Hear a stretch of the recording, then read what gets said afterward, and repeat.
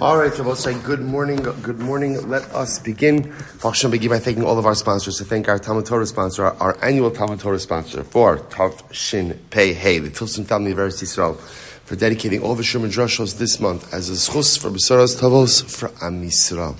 Our TALMUD TORAH sponsors for the month of Tishrei, Dr. Linda Weinberg, in loving memory of her husband, Paul Weinberg, parents, Moshe ben Avraham, David, Avraham and Shaindy Kelman.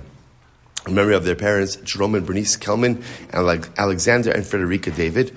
Our week of learning sponsors, Jonathan and Ilana Austein of R Yisrael, as a token of Hakaras Hatov to his brother-in-law Avi Tobias, introducing him to a shiur, and with brachas for continued hatzlacha for all of us as we learn, steig, and grow together each and every day. Gregg and Rachel Levitan, in commemoration of the yahrzeit of Gregg's mother, Esther Levitan, Esther bas Hershel, and Tzvi and Shaindy Shear, in the zechus refuah shlema for Tinok ben Miriam.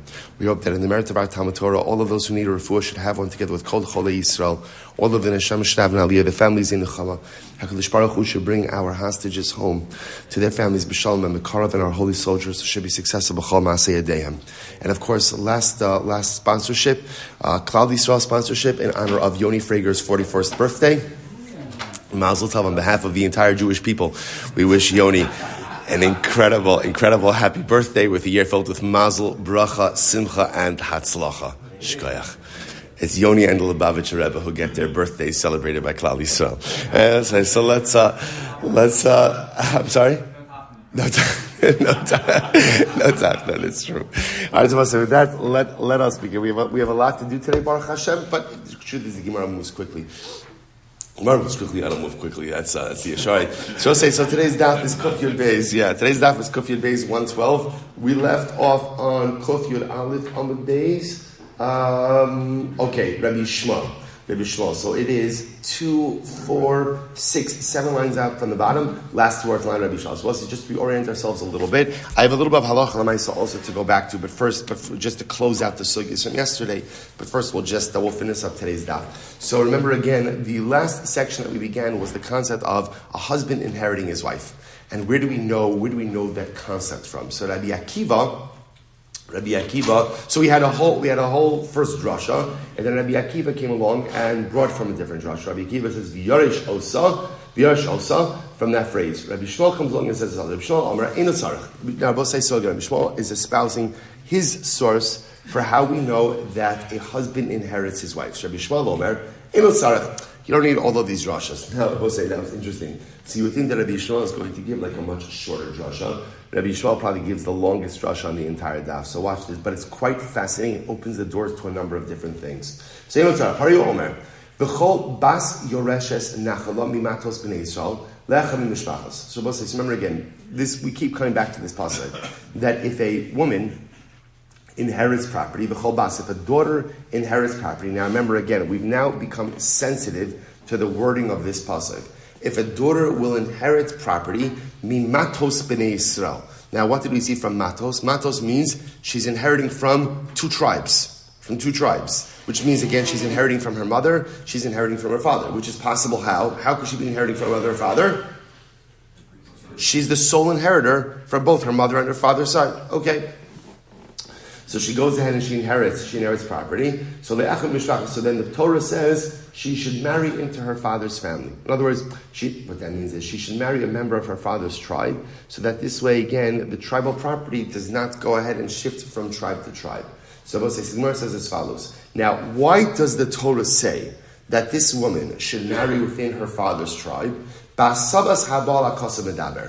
the Torah is concerned that if she does not marry into her father's tribe, and let's say her husband is from a different tribe, her husband is going to inherit her, right? And the property then is going to move to the husband's tribe. So what do you see from here? What you see from here is that halacha l'maisa, a husband inherits his wife. In other words, it's an interesting drasha. From the fact that the Torah is telling this woman, you should marry into your father's tribe, because we're concerned, otherwise if you marry a man from a different tribe and you predecease your husband will inherit you. Take your inherited tribal property to his tribe. So there you see that a husband inherits his wife. Okay, but that's what it means. Basalas habal hakasav medaber. The Torah is talking about over here that a husband, literally again, hasavas means to move property, that the husband will move the wife's property to his tribe. So the Gemara says, furthermore, the pasuk says, "V'lo tisov nachalo l'bnei Yisrael mimata el mata." The pasuk says, "Don't move property from one tribe to another tribe." Furthermore, the pasuk says, "V'lo sisov nachalo mimata lemata." Another pasuk, "Do not go ahead and move property from one tribe to another tribe."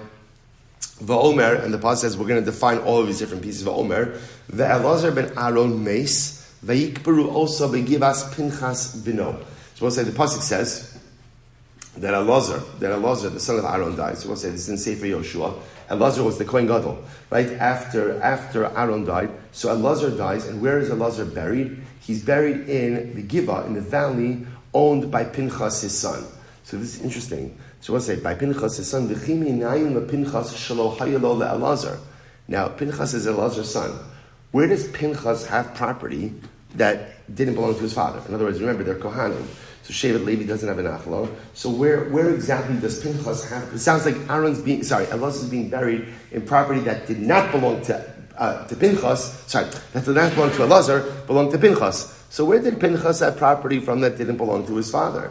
Rather, so what happened? Shenasa Pinchas Isha Umeisa V'Yarsha. So Pinchas was married, his wife died, and he inherited his wife. So we'll say, so remember, just look what's happening over here. So all Rabbi Shmuel is doing over and over and over is painting a picture that a husband goes ahead and inherits his wife. Now again, Rabbi Shmuel's primary proof is from that passage we keep on referencing, the Cholbas Yoreshes Nachal Mimatos Bnei Yisrael Le'echam Mishpachas V'Yah. So a woman who inherits property should marry into her father's tribe. Why? Because we're concerned that if she does marry into her father's tribe, she marries a man from another tribe, and she predeceases that man will inherit her and move the tribal property over to his tribe. So what do you see from here? That a husband inherits his wife. That's the primary proof, and then again, everything else is building on that. So the Gemara says, furthermore it says, Usguv Holid es Yair. So Skuv had a child, Yair. Vayhilo Esrim V'Shalosh Arim Ba'aretz HaGilad. And Yair had 31 cities in the Gilad. Take a look at the Rashbam for just a moment. So the Rashbam says, actually, we don't have to go to the Rashbam. Top of Kuf Yud Beis 112a. V'chiminayin liYair Shelo Hayilo L'Skuv. So it's the same question. What's interesting about this is the following. That halacha l'maisa, remember again, in a system of tribal property, so we would assume that whatever property the son has came to him from the father. So here's what's interesting, right? So the Navi sets up for us a lineage. There's a guy named Skuv, right? Not a popular name anymore, right? But Skuv has a son, Yair, right? Yair has 31 cities in the Gilad. Now, what's interesting is we would have thought that where do Yair's properties come from? Where do they come from? His father. Yet it's interesting that son has properties that his father didn't have. So the Gemara says, top of Kuf Yud Beis, so where did Yair have property that his father didn't have? So at least the narrative that Rabbi Shmuel is constructing is that it must have been that Yair got married. Right, Yair got married, and his wife died. She predeceased him. He inherited his wife, and this represented her property. So all of this painting this same picture that when a wife passes away, a husband inherits her. Okay, so we'll say, so now we're going to unravel this drasha a little bit. So a multi-layered drasha, all really cementing this basic fact that a husband inherits his wife. Beautiful. Now we'll say, now again, I just want to point out, I think I said this yesterday, this is one of these discussions where there's no disagreement about the conclusion. In other words, everyone agrees that halacha l'maisa, a husband inherits his wife. That's not the shaila. The shaila is what's the mucker for it. Right? What's the source? So here we go. So Maiva Omer. So we'll say, so here's what's interesting, right? If you look at Rabbi Shmuel's drasha, so Rabbi Shmuel quotes the pasuk. So first he quotes the pasuk from the Torah. V'chol bas yoreshes nachal matos b'nei Yisrael. Right? A woman inherits property. Then the Torah says what? She has to marry into her father's tribe. So what do you see from here? Because what are we concerned about? If she marries a man who's not from her father's tribe, and she predeceases that man, so that man is going to take her tribal property. So from here you see that a husband inherits his wife. And then Rabbi Shmuel goes on and he says, Va'omer, Va'omer, Va'omer. So whenever you see that, what that automatically means is as follows. that whoever is espousing the proof felt that the initial part of the proof, you could ask questions on it, and therefore brings in subsequent pieces to answer subsequent questions. So now, the problem is Rabbi Shmuel didn't articulate what the unasked question was, obviously, so now we're going to reconstruct it. So my va'omer, where's me va'omer? So watch this. V'chi tema, this is fascinating, b'sivas haben ka'kapet krah. Maybe not. You see, maybe the Torah is not worried about the husband moving property. Maybe what the Torah is worried about is the son moving property. Now let's play this out, right? So we'll call her Rachel, right? So Rachel inherits property from her father or mother. Doesn't really matter, right? She inherits property. So let's call it father. So now what does the Torah say? The Torah says, Rachel, you need to marry someone from your father's tribe. Okay, so now Rabbi Shmuel said, we assumed, why is that? Because we're consumed that if Rachel marries, so let's say Rachel's father was from Shevet Ruvain, right? So now we tell Rachel, you need to marry someone from Shevet Ruvain. What are we concerned about? Because if Rachel marries Shimon from Shevet Shimon, then what's going to happen? If she dies, he's going to go ahead and inherit her and move her property from Shevet Ruvain to Shevet Shimon. Well, maybe not. Maybe we're not worried about the husband. But rather, what are we worried about?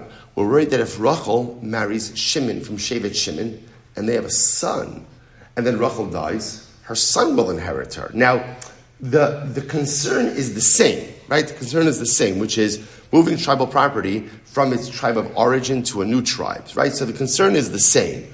But rather, maybe there's no proof here that a husband inherits. That's the point the Gemara is making over here. In other words, we could just as easily say maybe a husband doesn't inherit. And the concern over here is that a son is going to inherit, and if the son is from a different tribe, it moves the property. So again, interestingly enough, the remedy is the same. What's the remedy? Marry, right? We tell the woman, marry into your father's tribe. This way, any kids you have from your husband will be of the same tribe.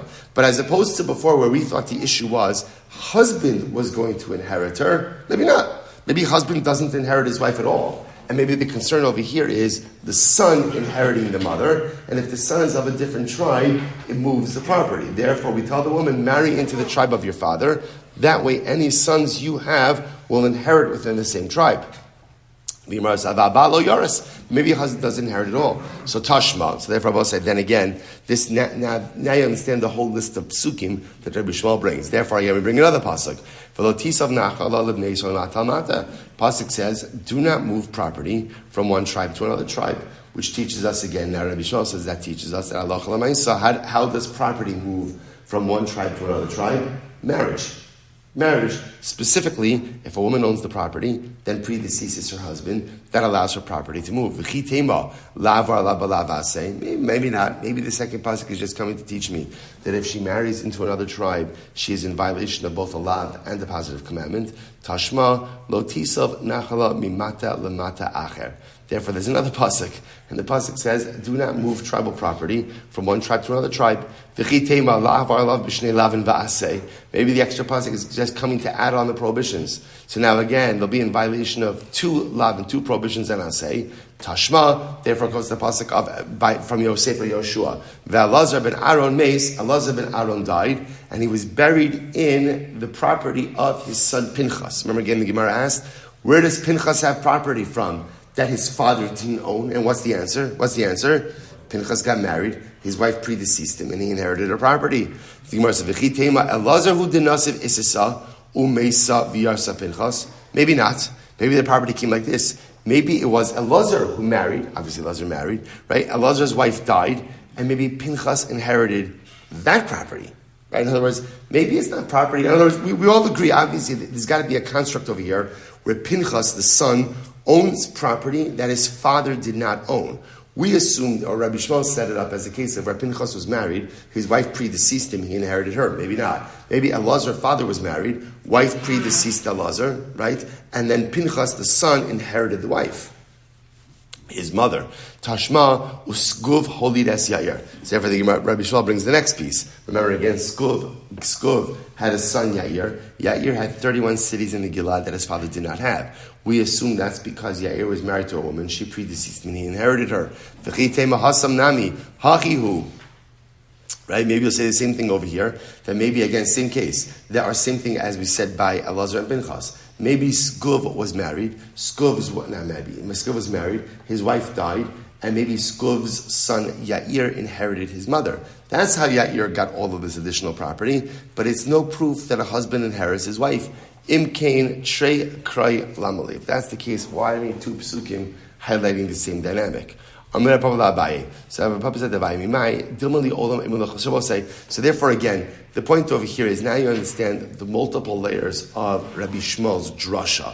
Because the truth is, on each stage of the drasha, there was a particular question that one could have asked. Therefore, again, he layers it in order to be able to potentially at least try to preempt all the questions. How do you know all of this? The Gemara says, let's take a step back. Now again, so Papa says Tabaye, maybe a husband does not inherit his wife. In other words, we're presupposing, the Gemara is operating under the assumption, which makes sense because the Mishnah said that the husband inherits his wife. So it comes along, Papa says Tabaye, maybe not. Maybe a husband doesn't inherit his wife. And therefore again, but what about all these psukim? The Gemara says, no problem. Ukrai besibas haben kiddushaninan. Right, so we'll say, and again, maybe all these psukim that talk about the concern of transferring tribal property, maybe that's not through marriage, but rather what is it through? It's through children. So again, we'll say, I want to point out, the result is the same. The result will still be that if a woman inherits property, we're going to tell her, marry into the tribe of your father.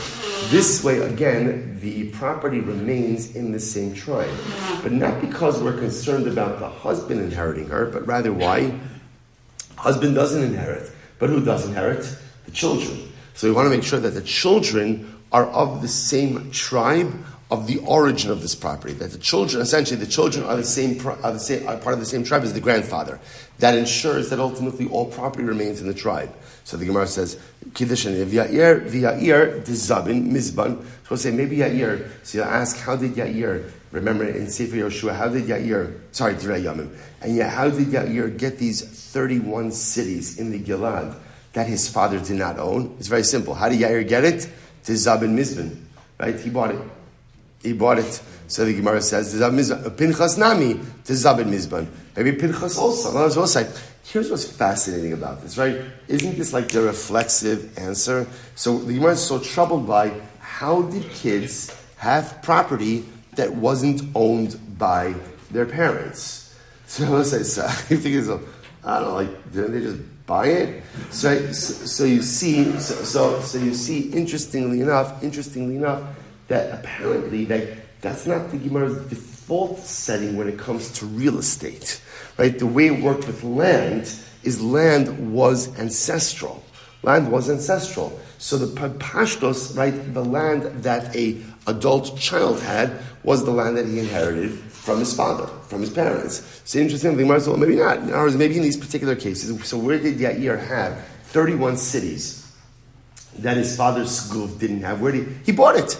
Where did Pinchas? Now this is interesting. Now remember, let's go back to Pinchas for just a second. Elazar, the Kohen Gadol, dies, and where is he buried? He's buried in a piece of property that Pinchas owned. So maybe Pinchas also purchased the property. Pinchas nabi dezabin mizban. That can't be. I'll tell you. It was fascinating. The Gemara says, why not? So the Gemara says, Amalei. Pinchas dezabin mizban lo masas amrit. No. You can't give the answer that Pinchas bought the property. Why not? Dim came nimtzas sadik chozeres biyovel v'nimtzat sadik kavar bekivro she'eno shelo. Wow. See, Rabbi say, what is the halacha about property? What's the halacha about property? The halacha about property is that it essentially is returned to Yovel, which means the way it works in halacha, Rabbi say, is that property that you sell in Eretz Yisrael is essentially a long-term lease. Right? They have a lot of chavra on Zoom in Eretz Yisrael. I think that's still the way it works. At least in Yerushalayim, I don't know that you own anything, but Lamaisa, I think it's all like long-term, technical long-term lease. In any event, so the idea over here is, here's the problem. Land goes back to its original owner by Yovel. So watch this. If Pinchas bought the property, that means comes Yovel, that property is going back to its original owner. Which then means, you can imagine this, so Pinchas is burying his father on property that he purchased, which means now, in Yovel, that property is going to go back to its original owner. So it turns out that the burial place Avalazar, the Kohen Gadol, is going to be on someone else's property, that's terrible. In other words, obviously, again, it's going to be Jewish property, but Lamaisa, the Gemara says, could it be V'nimtza tzadik cover bekever she'eno shelo? The tzadik will be buried in a burial plot that's not even his. That's not even his. So I will say, by the way, it's actually interesting. There's a tremendous Musar Haskell in that line also. You can read it almost as a declarative statement. V'nimtza tzadik cover bekever she'eno shelo. When you die, and you leave this world, you own absolutely nothing. You don't even own the grave that you're buried in. The mace doesn't, in other words, the family may own it, right? The living may own it. The dead own nothing.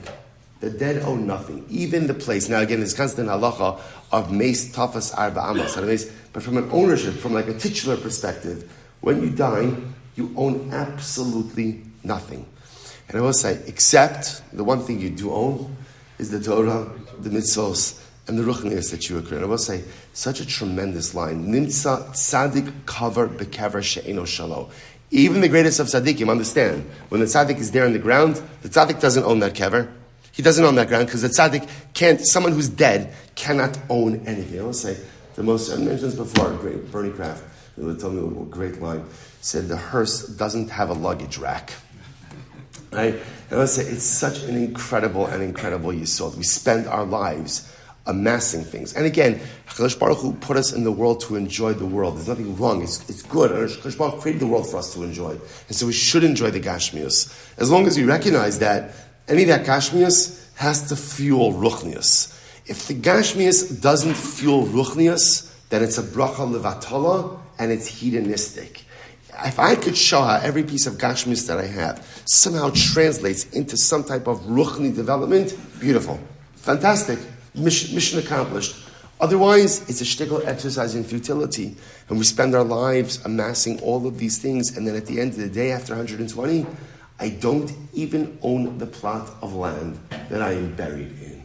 The only thing I own for all eternity is the Ruchnius I amass. A new year ahead of us, and I will say this has to be our mantra. Let's work on acquiring the things that we really earn, that we really own for all eternity. I have to work for the other stuff as well, but it's a shaila of what you assign primacy to. Incredible. So the idea over here is, you can't tell me that Pinchas bought land, because if Pinchas bought land, that means he buried his father essentially on land that's going back to its original owner on Yovel. That'd be terrible. So it's different. Remember, Pinchas is a Kohen. So remember again, Kohanim do get property through Cherem vows. Cherem, all right? If somebody says, Cherem, my property, or my property is Cherem to the Mikdash, that gives it over to the base of Mikdash, and that ultimately becomes the property of the Kohanim. So Kohanim do have a mechanism of acquiring property, even not through sale. And by Cherem, that property does not revert back to its original owner. That remains the property of the Kohanim. Okay. Amrabaye. So we'll say now, here's what's interesting. So therefore, the Gemara just points out over here, you don't necessarily have a definitive proof that halacha l'maisa, husband inherits his wife. That's all the Gemara is just saying. Is that l'maisa, you can interpret these psukim in multiple different ways. So the Gemara listens to this. Rabbi, sof, hakamas akre nachla mishvata di'ima l'shvata da'aba. So most of this is very interesting. So it's very interesting. Now, let's analyze this for just a moment. Right? Our whole concern over here, right? What's fueling this whole conversation? What's fueling this whole conversation is this concern that when a woman inherits, if she marries outside of her tribe, she is going to go ahead and move property from the tribe of origin to the tribe that she's married to. So I'll say, but remember, let's analyze this for just a moment, right? The moment Abai says, at the end of the day, the moment that she, let's play this out, right? So remember, the Torah is talking about inheritance of two different tribal properties, right? Because matos, plural, inheritance of her mother's property and her father's property. The moment she inherits her mother's property, I will say, what's happened? The property has already been dislodged from its shevet of origin, right? Why? Because we're presupposing over here, that the mother, right? So again, let's just give names over here, right? So there's Sarah is the mother, right? So Sarah is the mother. Sarah was married to Avraham. Sarah has a daughter, Rachel. So now what happens? Sarah has property. Sarah dies, and her property goes to Rachel. So we're presupposing and now remember, Avram's from whatever tribe he's from. Sarah hails from whatever tribe she is from. When Rachel inherits the property from her mother, by dint of her inheriting it, the property has been dislodged from its tribe of origin, even before she marries anyone, just by dint of the inheritance. Says Abai, sof hakamas akra nachla mishifta di'im l'shifta da'aba. So by definition, the property has been dislodged from the beginning. So the Gemara says, Umimai, dilma shiny hasam shekvar hosba. Maybe we don't worry about that, because that just kind of is a de facto reality. No, we don't say, we do not subscribe to that idea. Listen to this. If you say, look, that almost to a certain degree in the laws of inheritance is like a sunk cost. Like, what are you going to do about that? That's just a de facto reality. Then ultimately, again, then you can set up the pasuk talking about the concern both of the son transferring the property and the husband transferring the property. But if you say that lemaisa again, we don't say, not going to worry about it since it's already a de facto reality that the property has moved to tribes. Listen to this. My hava hamisakra nachala mishifta di'ima l'shifta da'aba. I suppose that this is about to get crazy. Watch this. So now, let's imagine the following situation. Let's imagine Rachel has now inherited from both of her parents, Avraham and Sarah. Let's make it even better. Avraham and Sarah from different tribes. So now, let's say Avraham is from Shevet Ruvain and Sarah is from Shevet Shimon. So now Rachel, the daughter, owns property both linked to Ruvain and Shimon. So what does the Torah tell Rachel? Who should she marry? Someone from Shevet Ruvain, her father's tribe. So whoa, how could she do that? If she marries someone from Shevet Ruvain, then what is she doing? She's dislodging Shevet Shimon property. So how does that, in other words, the whole point the Gemara was making over here was because remember, all these drushes are tied to each other. The fact that it says matos, remember again, that was the proof we used yesterday to show that a daughter inherits her mother. Sometimes a daughter inherits her mother. So now, I remember we had the Kavachomer that if the daughter inherits her mother, the son inherits the mother. So now, you have Rachel. Rachel quite potentially owns property that she inherited from her father, Avraham, who's from Shevet Ruvain, her mother, Sarah, who's from Shevet Shimon. And the Torah says, Rachel, you better marry within your father's tribe so as not to cause the dislodging of tribal property. But one second, if she marries within her father's tribe of Ruvain, she's dislodging her mother's tribal property of Shimon. So what do you do over here? To which the Gemara says, no, we have an answer. Get ready for this. Okay, here's the answer. Rachel has to find a shidduch. Rachel has to find a suitable marriage partner where her husband shares the same tribal affiliations. So when Rachel is introduced to a chassan, the first question they ask, right, the shadchan asks is your father from Ruvain and your mother from Shimon? You want to talk about amplifying the shidduch crisis, right? So now it's literally the only way a shidduch works for Rachel is if there could be like a lateral move of property. Now we're going to see it actually doesn't really fully help. That's the honest truth, because remember. Let's just read it. So he says, so Rachel's going to have to marry a man whose father has the same tribal affiliation as Rachel's father, and the chassan's mother has the same tribal affiliation as Rachel's mother. Okay, That's nice. It's nice. Ihachi. So the Gemara says, Ihachi, Hai le'echad min mishpachas mata avia v'ima mi bayalei. Well, 1 second. Okay, so we'll say, so now, let's take a step back over for just a second. So remember again, the pasuk that we're talking about over here, right? The pasuk that we're referring to is V'chol basya reshes nachala mimatos b'nei Yisrael. Right? So if a woman will inherit property, now again it says mimatos b'nei Yisrael. Matos is what? Plural, which means she's inheriting from two tribes. Who are the two tribes that she's inheriting from? Who is she inheriting from? Mother and father. right? Mother and father, or father and mother from two different tribes, so she's inheriting both. So what does the pasuk say regarding this young woman? So the rest of the pasuk is le'echad mimishpachas mate avia tia liisha. So to a member of her father's tribe, she should marry. So the Gemara says, well, one second.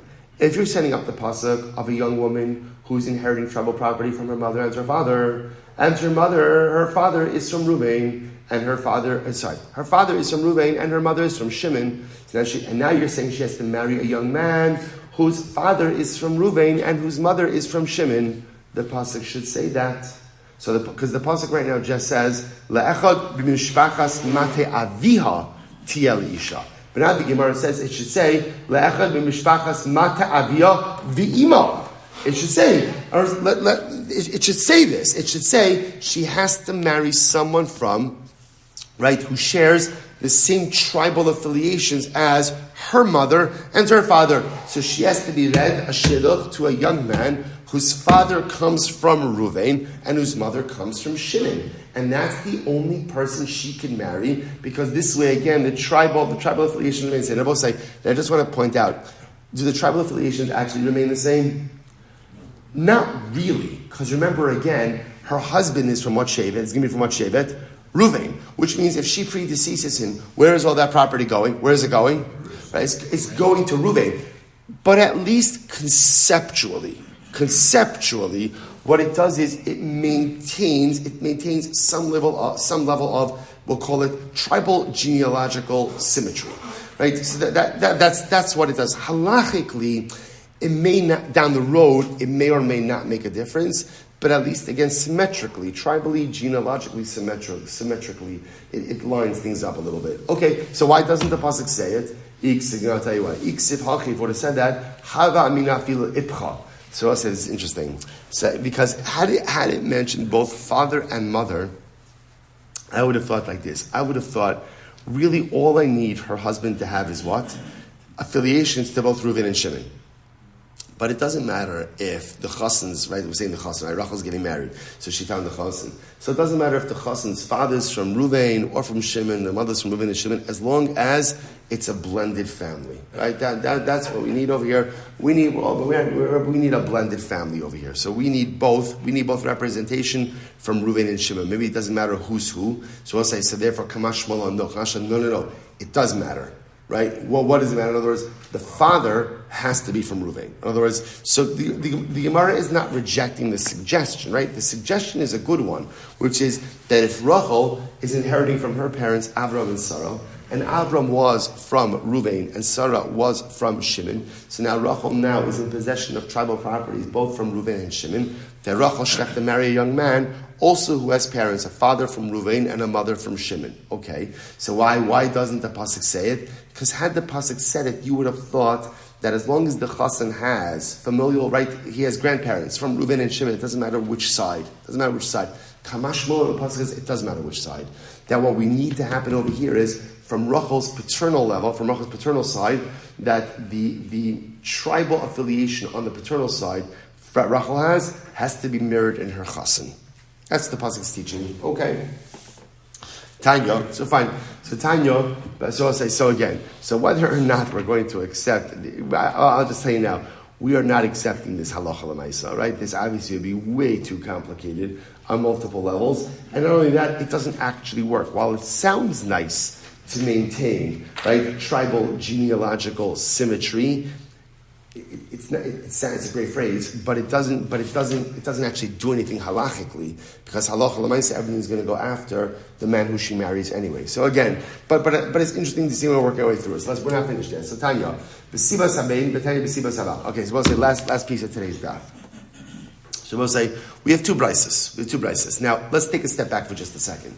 So here's what we know. Let's simplify the case a little bit. Instead of talking about a woman inheriting from two different tribes, let's just keep it easy, right? So Rachel is the daughter of Avraham and Sarah. And just to keep it very easy, so Rachel now, let's say Avraham and Sarah are both from Shevet Reuven. So now again, Rachel inherits from her father. Rachel is the only child. She inherits from her father. So now what does the Torah say to Rachel? Rachel, you need to marry into your father's tribe. You need to marry someone from Reuven. Now, why? So remember again, the pasuk says, that Rachel has to marry within her father's tribe, and the lashon is over here. The lashon is over here. V'lo tisav nachal of Bnei Yisrael, so that tribal property will not move from one tribe to another. Now, remember, this is all being quoted. Rabbi Shmuel and others are quoting this as a proof to what? That a husband inherits his wife. Right? What are we concerned about? We're concerned that if Rachel, who now owns property from Shevet Ruvain, marries a guy from Shevet Shimon, and Rachel predeceases her husband, so what's going to happen? Her husband is going to inherit her, and now tribal property that was part of Ruvain now comes to Shimon. So now we say Rachel, marry in Ruvain, marry in Shevet Ruvain. This way, if you predecease your husband, the property remains in the designated Shevet. The Gemara says, so now remember, we saw that there's another interpretation. What's the other interpretation? A husband doesn't inherit his wife. So if a husband doesn't inherit his wife, so why does the wife have to marry within the same tribe? What's the answer? Because of her son, right? Because a son does inherit his mother. So it's the same issue. If Rachel marries someone from Shevet Shimon, right, and then has a son, her son is going to be part of Shevet Shimon, and Rachel dies, and her son inherits her. The property that Rachel had from Shevet Reuben is now going to be inherited by Shevet Shimon. That's the issue. That's the issue. So the Rabbi says, now we have two brises. Tanya b'sivas haben, the Tanya b'sivas habal.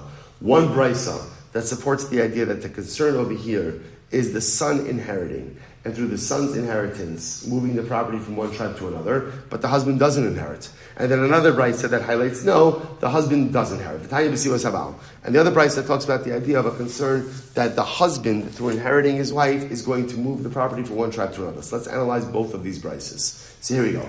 Tanya b'sivas haben. So one brisa that talks about the idea that the concern over here is not that a husband doesn't inherit his wife. So yet we tell the wife who inherits tribal property, marry into your own tribe, marry into the tribe of your father.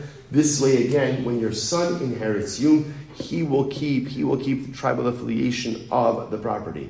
So the Gemara says this: V'lo tisal nachalo l'bnei Yisrael mimata mata. This way, again, you will not transfer tribal property from one tribe to another tribe. Besibas haben hakasav v'damer. The Torah is talking about over here the transference that occurs through the inheritance of a son. That if Rachel marries someone from Shevet Shimon and they have a son, when Rachel dies, her son's going to inherit her, and her son, who is a card-carrying member of Shimon, is now going to take property from Reuben and move it to Shimon. So you're telling me now that it's talking about, so you're talking about the son transferring the property and not the husband. Kishu Omer, maybe it's the husband. Kishu Omer, v'lo tisov nachalo mimata lemata acher, hareyu b'sibas habal Omer. When the pasuk says, do not move the property from one nachala to another nachala, that could be referring to the potential ability of a husband to transfer tribal property. So the Gemara says, "Ha ma'ani mekayim lo tisov nachal b'nei Yisrael mimata mata v'sivas haben hakasav v'daber." So what is the pasuk talking about when it says, "Do not move property from one mata to another mata"?